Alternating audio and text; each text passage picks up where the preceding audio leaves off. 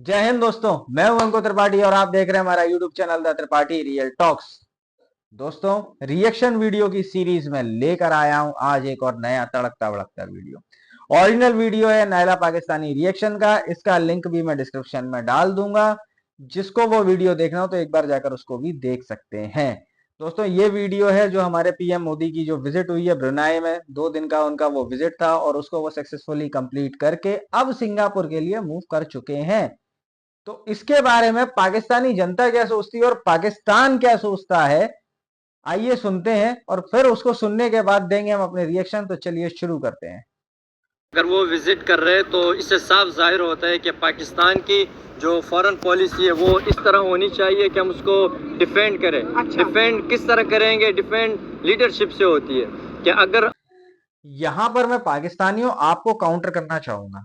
देखिए, सबसे पहले तो न्यूज सही है कि मोदी जी वहां पर 2 दिन के विजिट पे गए हुए हैं, लेकिन यार उनके जाने का मतलब कुछ और है। उनके जाने का मतलब ये नहीं है कि हम जम्मू कश्मीर का मुद्दा जाकर ब्रुनाई वालों से डिस्कस करेंगे।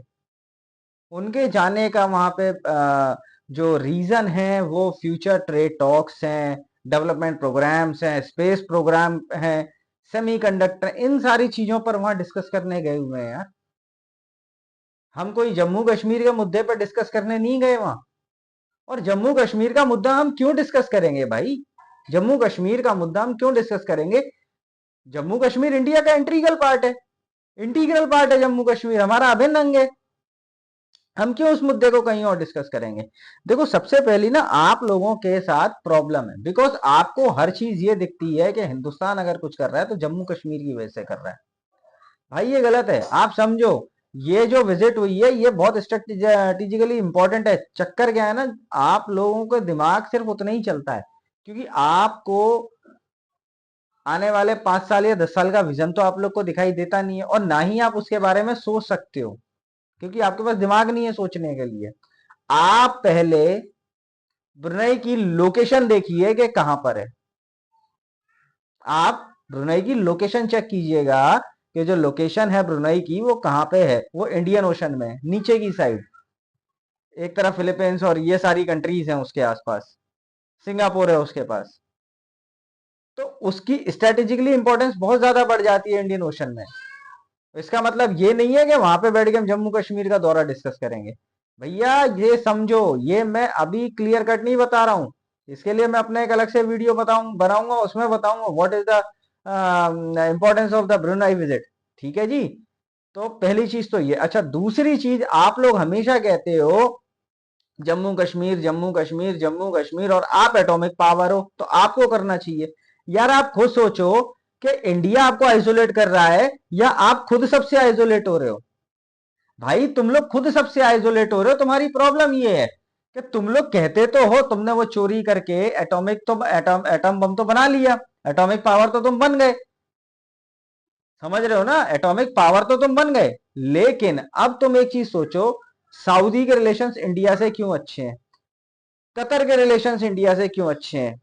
ईरान के रिलेशंस इंडिया से क्यों अच्छे हैं? कुछ दिन के लिए मालदीव फुदक गया था। ये थोड़ा बहक गया था, बच्चा है ना, बहक जाते हैं कभी कभी बच्चे, अपनी एक उम्र में बहक जाते हैं। वो थोड़ा बहक गया था, आ गया लाइन पे। अभी करा है ना उसने वो एग्रीमेंट साइन करा है जिसमें 3-4 कंट्रीज और थी। बांग्लादेश ने नहीं करा है, बांग्लादेश अभी खुद करा है। लेकिन आज हम सितंबर में बैठे हैं और आप मेरी बात रिकॉर्ड कर लीजिए मेरे देखने वाले जो दोस्त हैं। आज हम सितंबर में बैठे हैं 2025, चौथे या 5वें महीने में खबर आ जाएगी कि बांग्लादेश घुटनों पे आ गया। लिख के दे रहा हूं मैं आपको, मालदीव्स आ गया ना घुटनों पे। क्योंकि अब उसको समझ में आ गया है, जो जिसको बाप बाप कर रहा था ना, वो उसका बाप नहीं भैया, वो धोखेबाज है। वो खा जाएगा मालदीव्स को। तो मालदीव्स को अब ये चीज समझ में आ गई है। अच्छा, दूसरा, चलो अब बाद में धोता हूँ, तुम्हारी आगे के लिए भी तो कुछ छोड़ दूं आगे। आज़ादाना तरीके से वो करते हैं और उसी के साथ वो उनके बेनिफिट भी देखते हैं, तो इसीलिए उसने ये स्टेप लिया है। तो हमें हमें हमारी आंखें खुलनी चाहिए इस वक्त कि हम उसको किस तरह डिफेंड करें और हम किस तरह। यार आप मुझे एक बात बताओ, आप डिफेंड करोगे? आप कैपेबल हो इतने कि आप डिफेंड कर पाओगे अदर मुस्लिम कंट्रीज को? अगर इतने कैपेबल हो तो जाके लड़ लो ना, गजा में चले जाओ वहां पे। तुम लोग तो डंकी मार के यूरोपियन कंट्रीज में चले जाते हो, तो गजा भी चले जाओ भाई, वहां जाकर डिफेंड करो ना गजा को इसराइल के अगेंस्ट, बचाओ। देखो प्रॉब्लम क्या है, प्रॉब्लम ये है कि इस्लामिक कंट्रीज भी तुम लोगों को क्यों उतना पसंद नहीं कर रही हैं, उसका रीजन मैं तुमको बताता हूं, और ये प्रूव्ड रीजन है भाई। 42 बिलियन की इंडस्ट्री है भीख मांगने की पाकिस्तान में, 42 बिलियन। सॉफ्टवेयर इंडस्ट्री और आईटी इंडस्ट्री जो तुम्हारे यहाँ है वो तुम्हें 3 बिलियन देती है। 42 बिलियन डॉलर की इंडस्ट्री तुम्हारे यहाँ सिर्फ भीख मांगने की है। अब कोई कंट्री ये चाहेगी कि भैया पाकिस्तान के लोग यहाँ पर आ जाएं और यहाँ पर आके भीख मांग के यहाँ पे एक मार्केट सेटअप कर दें भीख मांगने का? भाई कोई कंट्री नहीं चाहती कि उसके यहाँ ऐसे लोग हों। अगर कहीं किसी जेल में कैदी होते हैं ना, तो उसमें से 50% तुम्हारे निकलते हैं, पाकिस्तानी मुसलमान निकलते हैं। तो भैया ये सारे रीजन हैं कि बाकी की जो कंट्रीज हैं वो तुमको अब दूर कर रही हैं, और सबको पता चल चुका है कि पाकिस्तान एक मुनाफतखोर मुल्क है। आप लोग कहते हो कि आपने अफगानिस्तान की हेल्प करी जब रशिया ने उसमें इन्वेड किया था। भैया वो तुमने हेल्प नहीं करी थी, तुम्हें पता था कि अफगानियों को हम अगर अपने रेफ्यूजी रखेंगे तो बिलियन डॉलर मिलेंगे हमें अमेरिका से एज एन एड, और वो तुम लोगों ने लियो, तुम लोग खा गए, तुम लोगों ने अफगानिस्तानियों को कुछ भी नहीं दिया। उन्होंने उन्होंने अपनी मेहनत से तुम्हारे यहाँ के नौकरियां करी, तुम्हारे यहाँ के काम करे, तुम्हारे यहाँ के बिजनेसेस करे, और जब तुम्हें डॉलर मिलने बंद हो गए तुमने उन अफगानिस्तानियों को वापस भेज दिया।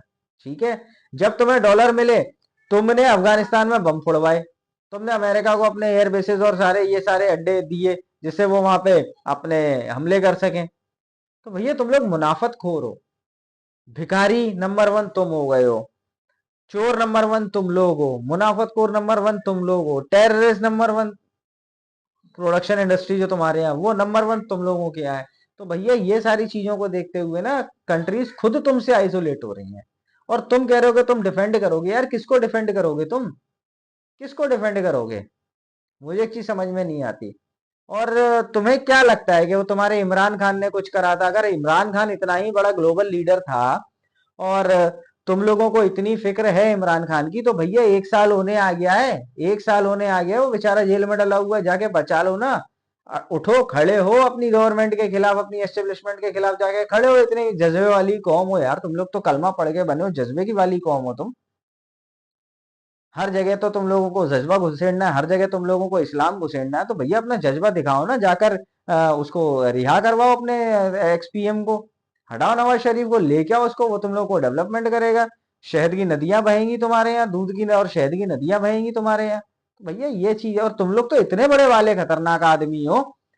रिपोर्ट आई है चाइना से, सी पैक जिसको कहते हो कि तुम्हारे यहाँ दूध की नदियां शहद की नदियां बहेंगी सी पैक से। इतना भैया सी पैक का जो मंसूबा था वो ये था कि बनने के बाद 90% 91% जो इनकम होगी वो चाइना लेके चला जाएगा, और 9% इनकम जो होगी वो पाकिस्तान को मिलेगी। मतलब 100 रुपए में से 9 रुपए तुम्हें मिलेंगे, 91 रुपए वो लेके चले जाएगा। अच्छा, उसको बनाने के लिए चाइना ने इन्वेस्ट करे 62 बिलियन डॉलर आई थिंक। अगर मैं गलत हूं तो आप लोग मुझे कमेंट सेक्शन में बताइएगा। 62 बिलियन डॉलर चाइना ने इन्वेस्ट करे सीपैक को बनाने के लिए। और भाई 62 मिलियन डॉलर में से 35 मिलियन डॉलर का तो हिसाब ही नहीं है, खा गई है पाकिस्तानी। इनके हुक्मरान, इनका एस्टेब्लिशमेंट खा गया। वो चीनी अपना सर पीट रहे हो, शी जिनपिंग पागल हो गए, सर पीट रहे यार किन भिखारियों के पल्ले पड़ गए हम। तो भैया ये तो हालत है तुम्हारी, क्यों आइसोलेट नहीं होगे तुम लोग? और इतना ही दर्द तुम्हें कश्मीर के लिए हो रहा है, तो वो दर्द तुम्हें तुम्हारे खुद के मुसलमान भाई, जिनको चाइना वहां पे हालत खराब कर रहा है उइगुर मुसलमानों की, उनके लिए रखो ना।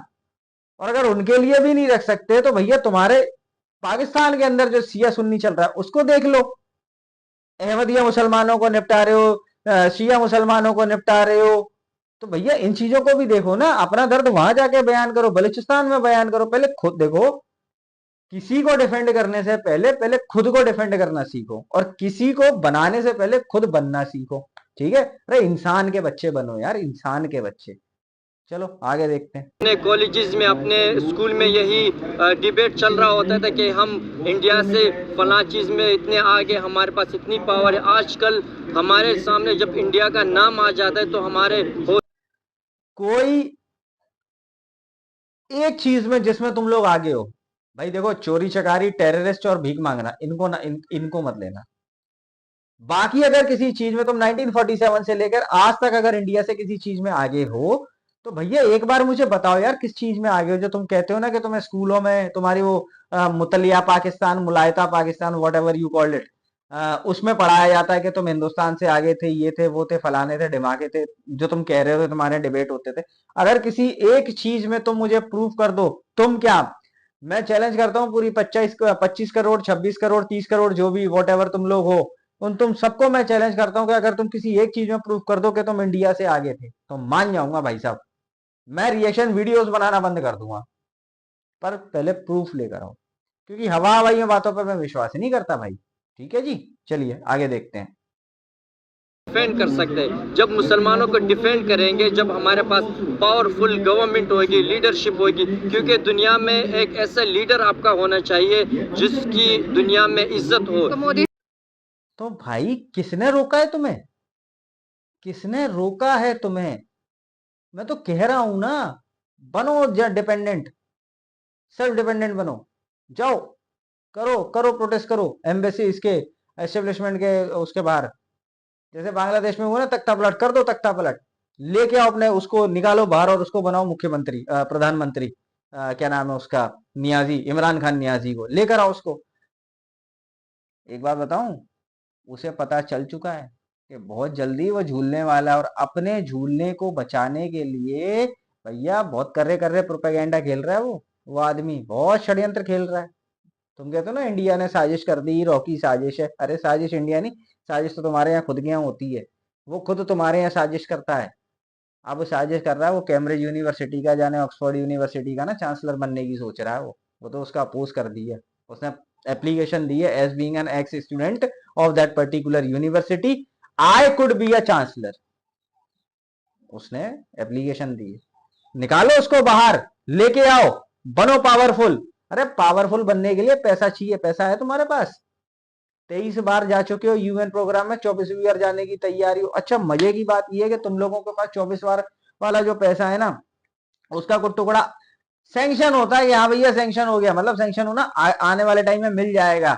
और जैसी तुमको ये खबर लग जाती है ना सैंक्शन हो गया इसका आंसर, भाई साहब उसका आंसर तो और इस मुंह से तुम वहां प्लानिंग शुरू कर देते हो। अच्छा, यूएन से तो माल आ गया भाई, एक काम करो, सऊदी जाओ, हबीबी के पास, वो तुम्हारा आसिम मुनीर बैठ के कहता है, हबीबी के पास जाओ, वहां जाकर पैसा मांगो, शहबाज शरीफ नया फुंतरू लेके आओ, नया फंडा लेके आओ पैसा मांगने का, समझे? एक काम करो, यूएन इसमें चले जाओ, अमेरिका के पास जाओ, हम क्या बेच सकते हैं, कौन सा अड्डा हम दे सकते हैं, किसके अंगेज दे सकते हैं।